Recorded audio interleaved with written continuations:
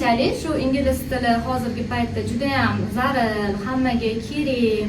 Chetga chiqqanimizda, oilaviy chetga chiqdik. Shunda bildimki, ingliz tili juda ham hozir juda ham zarurligini bildim. Yoshlarga ham, даже kattalarga ham kerak. Уже boshqa davlatga chiqqaningizda muloqot qila olmasangiz juda ham qiyin bo'lar ekan. Ingliz tilini bilmasangiz, уже gaplasha olmasangiz qanaqadir qiynalib qoladi. Stressga tushasiz, o'zingizga bo'lgan ishonch yo'qoladi. Gapingizni ham tushuntira olmas ekansiz-da, arzimagan so'zlarni ham tushuntira olmas ekansiz. Shuning uchun ingliz tili o'qish kerak ekan deb juda ham qiziqib ketdim. Keyin bularni Instagramda kuzatib ko'rib qoldim. Shunaqa menga dars o'tish metodlari Qancha kuzatdingiz? Ancha. Chunki ko'pchilik aytadi, 1 yillab kuzataman, 6 oylab kuzataman. Shunaqa 6 oyman, undan ko'pmi kuzatib yurdim. Rosa o'qigim keldi. Qiziqib keyin oxiri qaror qildim, shu o'qiyman dedim.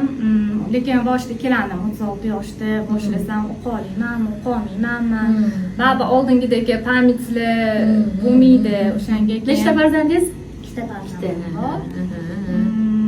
Oilali, ko'ryapsiz, juda ham ko'pchilik aytishadi, men oilaliman, qaynoqanatam, uy ishlari, lekin til kerak deydi. Ishimni o'zgartirib